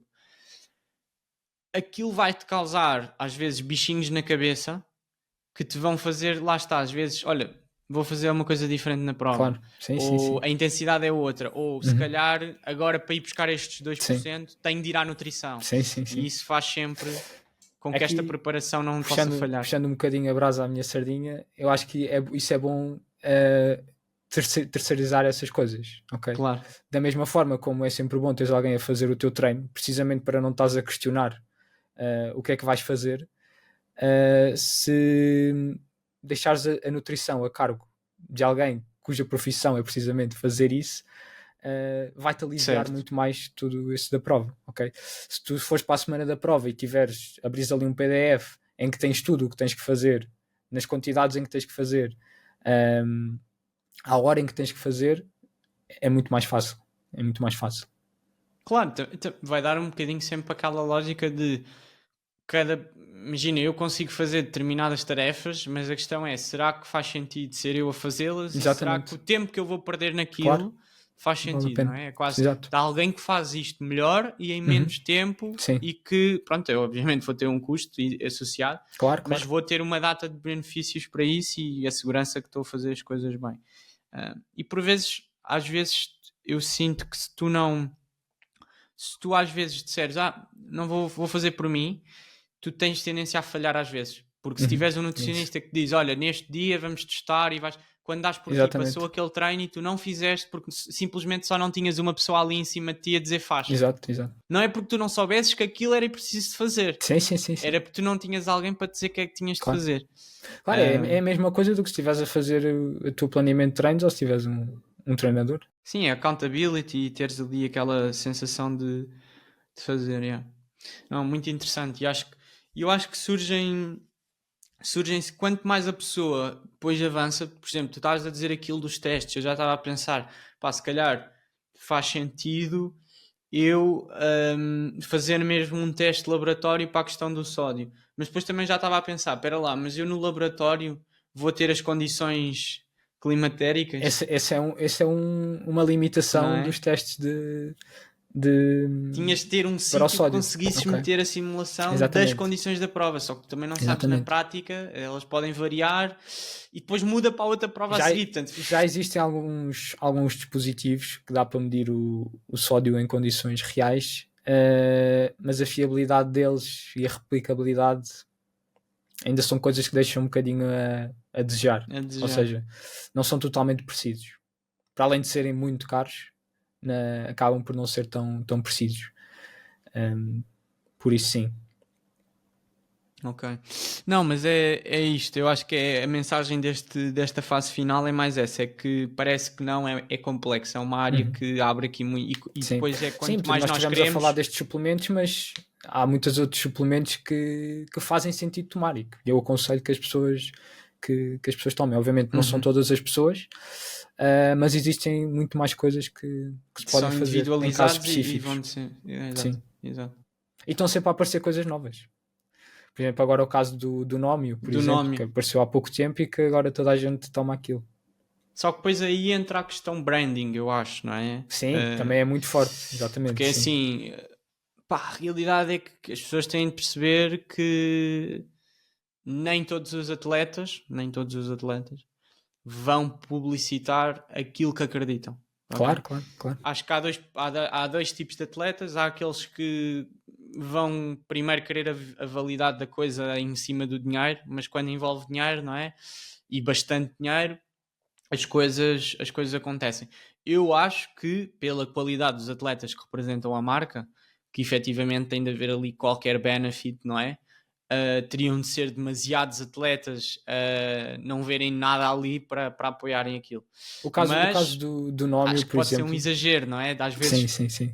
não tanto aquilo não ter um benefit, mas o benefício pode ser muito, muito mínimo. E às vezes fazer-se daquilo um game changer. E o problema é que ainda, ou seja, os estudos que nós temos sobre o Nómio no fundo é um suplemento à base de extrato de brócolis, ok? Os brócolis têm um composto que se chama sulforafano, e o que eles descobriram basicamente é que o sulforafano tem capacidade em baixar o lactato em esforços submáximos. Ok? Portanto, estamos a falar em esforços submáximos, não esforços máximos. Ok? Que muitas vezes vemos estes atletas, por exemplo, atletas de pista, a tomar o Nómio para fazer a prova de 1500, 5000, ok? E os efeitos que sabemos estão para esforços submáximos, ok? Na redução do lactato. Agora, também não sabemos se essa redução do lactato, ou seja, se o suplemento está ligado a uma melhor performance em algum evento esportivo. Só porque baixa o lactato não significa que isso se vá traduzir em melhores tempos. Exatamente. Okay? E estes estudos que foram feitos, que foram mais ou menos 2 estudos, foram 2 estudos feitos pelos investigadores que vendem o suplemento. Ok? Claro. São estudos válidos à mesma, mas não são independentes. São feitos, foram sujeitos a peer review à mesma, estão publicados em revistas válidas, ok? Ou seja, não significa que não tenha efeito, no entanto é preciso mais evidência para afirmarmos que aquilo efetivamente tem um efeito na melhoria da performance e em que tipo de esforços é que tem. Ok? Porque era aquilo que eu estava a dizer há bocado, não é só porque uma coisa faz sentido em termos de mecanismos fisiológicos que vai surtir um efeito numa melhoria da performance. Claro, na prática o que queremos é... Ninguém vai estar a ver se tu acabas a prova exatamente. com mais ou menos lactato. O que ganha não é o que tem menos lactato no final, exatamente. Não, interessante. Passando aqui à última fase, só aqui umas quick questions, umas perguntas rápidas. 6 perguntas, coisas mais curtinhas. Podes sempre, como eu digo, podes sempre abordar aqui depois um pouco mais, explorar aqui a resposta. Esta aqui é uma que eu vou apanhando várias vezes, que é o treino em jejum, sim ou não? Ok. Eu diria para a maioria das pessoas, não. Ok. Aliás, não. No geral, não. Não, sim. Não exatamente o treino em jejum, mas o treino com baixas reservas de glicogênio, ok? Pode às vezes fazer sentido em casos específicos, ok? Às vezes é usado, por exemplo, mais no ciclismo, ok? Fazer treinos com baixa disponibilidade de hidratos de carbono, com as reservas de glicogênio em baixo, para aumentar ali um bocadinho as adaptações mitocondriais. Uhum. Okay? Pode fazer sentido. Mas para um atleta de grupo não faz sentido? Não. Mas também às vezes pode não haver problema em treinar em jejum, ok? Exatamente. Mas o preferir não é o fator para escolher sim ou não. Sim ou pessoas não. que preferem treinar em jejum e não deviam treinar em jejum. Para uma pessoa que chega ao pé de ti e diz eu habitualmente treino em jejum, ou seja, que é uma pessoa que não gosta de treinar com comida, o que é que tu sugeres? Comer? Depende do treino que ela vai fazer. Mas se ela precisar de comer, normalmente eu até vou mais para os líquidos, portanto o sumo de laranja, por exemplo, que é uma coisa rápida de ela beber, e são logo ali 20, 30 gramas de hidratos de carbono que a pessoa toma uma colher de mel, por exemplo. Eu gosto dos sumos porque a pessoa vai ter que, se vai treinar em jejum, pelo menos a água vai ter que beber. E assim está logo a tratar das duas coisas. Agora está-me a vir à cabeça um vídeo muito popular do Hélio Fume, que corre trail, que é tudo o que eu comi para correr 30 km. E tu ficas assim. É uma colher de mel, né? Acordei, comi uma colher de mel e bebi um copo de água e comecei a correr. Sim. Pronto, tu ficas. Epá, e claro que aquilo bateu porque as pessoas depois comiam só uma colher de mel. Um alimento que tem de estar na dieta de um triatleta. Um alimento que tem que estar. Eu não diria que há assim um alimento que tem que estar, Tinha de mas. estar. Água, se considerares um alimento. A água é o único que tinha de estar, obviamente. É. O suplemento mais overrated do mercado. O suplemento mais overrated. Aquele que a malta mais acha que faz diferença e que se calhar não faz. Olha, provavelmente o magnésio. O magnésio. Que eu diria que é aquele que mais pessoas usam e não precisavam de usar. Sim. É o magnésio E às que vezes tem... nem sabem para que é que estão a tomar. É o magnésio que funciona para dormires melhor, para teres um melhor sono. A Pillar Performance, penso que era esse. É com magnésio, não é? É sim, mas lá está, a evidência também é assim um bocadinho não é assim limitada. Tão... Limitada, sim. Tens alguma opinião desse suplemento? Eu já não ouço falar muito dele, mas houve uma altura que estava Qual? todos da Pillar Performance. Não conheço, por acaso não conheço. Ok. Eles supostamente era para dormires melhor e tinha tal magnésio. Ok. Pronto. É assim, às vezes há alguma evidência que sugere que sim, que pode ajudar aqui um bocadinho no sono, tanto o magnésio como também a ashwagandha, ok? No sono e também na questão da ansiedade. Uhum. Ao acordar, a água chega ou tem de ter água com sais? Porque agora está muito na moda meter uma saquetazinha com eletrólitos. Sim, eu acho engraçado isso, principalmente nós tendo uma população que tem uma grande tendência para consumir sal a mais, ok? Ainda estarmos a meter mais sal logo na água de manhã, ok? Portanto, às vezes as pessoas pensam que estão a fazer uma coisa super saudável, mas na verdade estão a fazer pior ainda. Overrated. Okay? É marketing. Porque, sim. É produtos, é mais porque é essa coisa. É pequenas coisinhas que a malta vai metendo. É a terra, exatamente. é o AG1. Esse aí então acho que é o meu herói de estimação. É esse suplemento. AG1. Sim. Queimaste aqui uma oportunidade. Eu experimentei aí, e não gostei também do sabor em si. Não faz sentido. Come sopa. Come uma sopa. Estou-me a tentar lembrar de mais suplementos. Ketone. Ok. Sim. Sim, ouve-se muito. Sei um estudo há alguns anos atrás que fazia parecer que os suplementos de cetonas tinham algum efeito na preservação do glicogênio, ok? Portanto, ias usar menos as reservas de glicogênio para estar à mesma intensidade, ok? Portanto, ia ter um efeito naquilo que é a durabilidade, basicamente. Este suplemento é mais conhecido principalmente no mundo do ciclismo, ok? Que até temos grandes equipas a fazer publicidade a esse suplemento. Mas lá está, estudos mais recentes já mostraram que a coisa pode não ser bem assim, e recentemente até a própria a Organização do Ciclismo, o CI, lançou uma posição a dizer que não recomenda, ou seja, que não há evidência suficiente para usar esse tipo de suplementos, ok? Ou seja, não está comprovado que tem algum efeito na performance. Obviamente que é um suplemento ainda a ser estudado e não significa que daqui a alguns anos se venha a saber que efetivamente pode ser útil, mas por enquanto é só marketing, ok? Claro.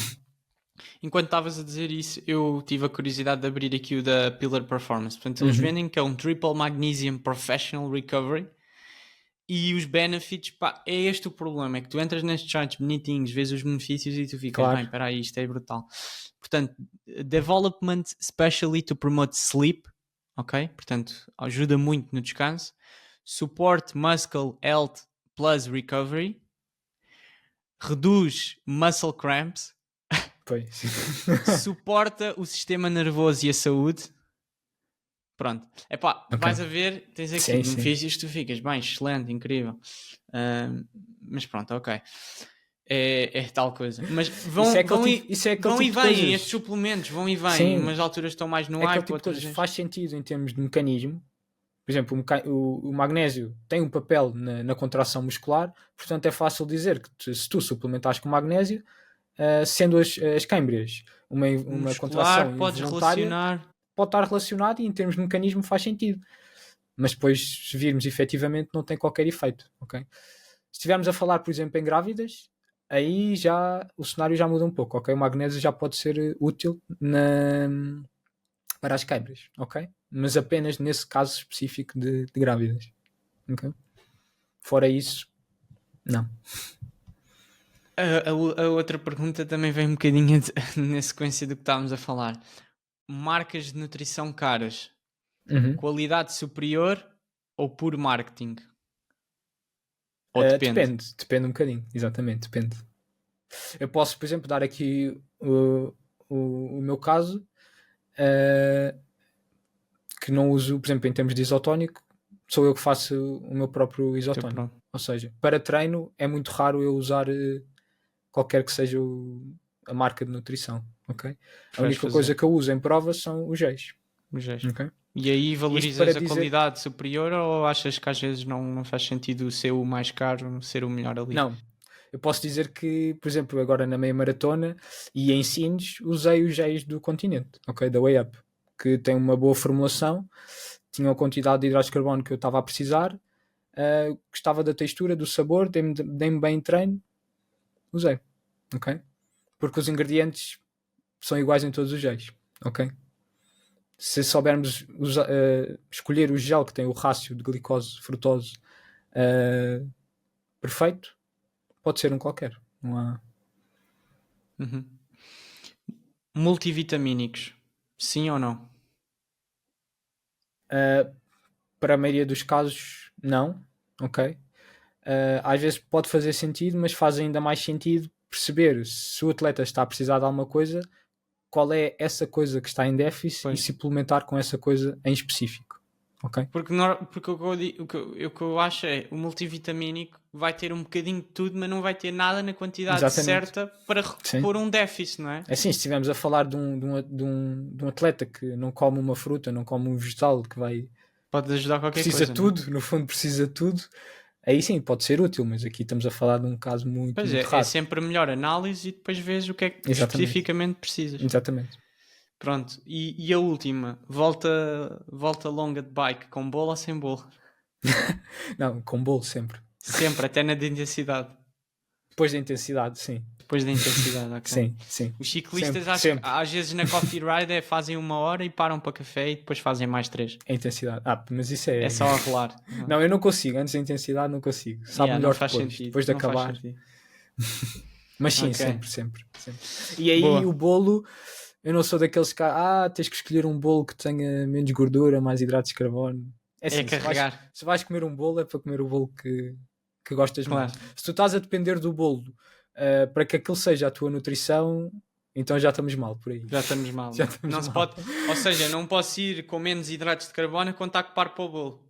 Tenho de levar. Foi como nós fomos andar de bicicleta e parámos num café, não vou dizer qual é que foi. Para não queimar, mas chegámos, fomos um bocado mal encaminhados, estivemos ali muito tempo e acabámos por ao fim de um tempo bazar, ir embora sem bolo. E metemos se tivesse a depender do bolo, eu meti uma barra. Se tivesse a depender do bolo já ficava em déficit.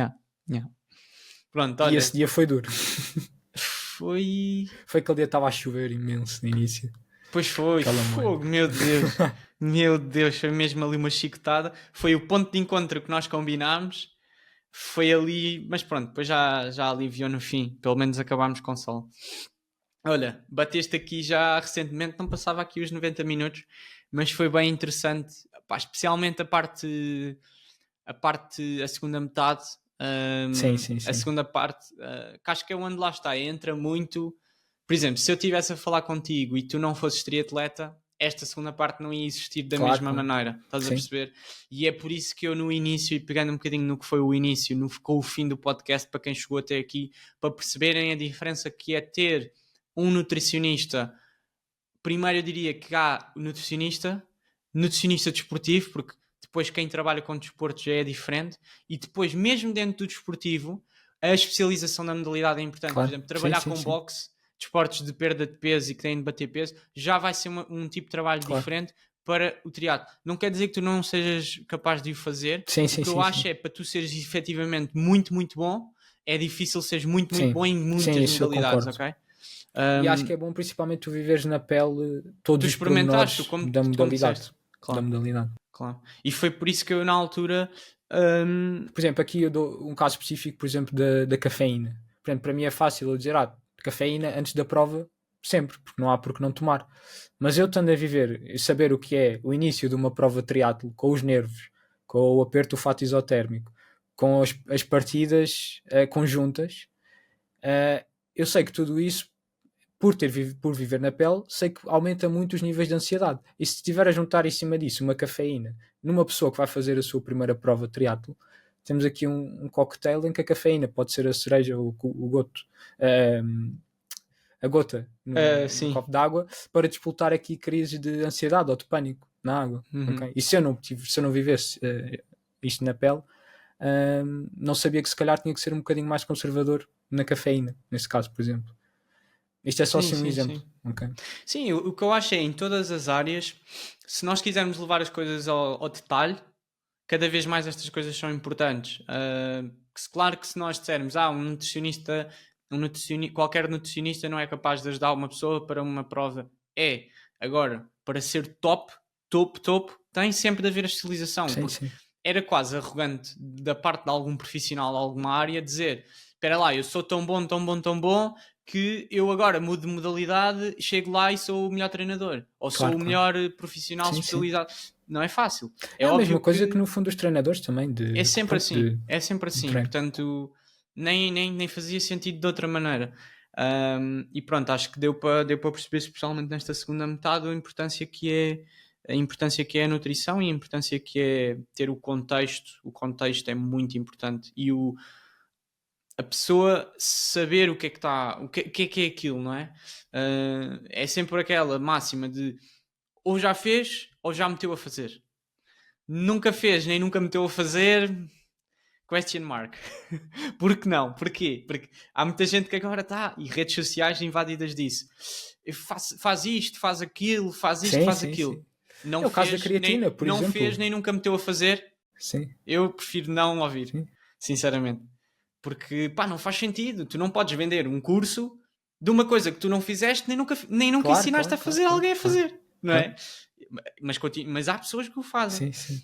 E depois, mas só que depois tu, quando estás no scroll, calha-te uma coisa e às vezes ouves e olha, esta pessoa deve ser entendida, não é? Ou pronto, siga. Ou esta pessoa fora de contexto está a dizer uma coisa que lá está, para aquela pessoa está a para o gato char, fez 300 hidratos de carbono em 10 minutos e vais reproduzir.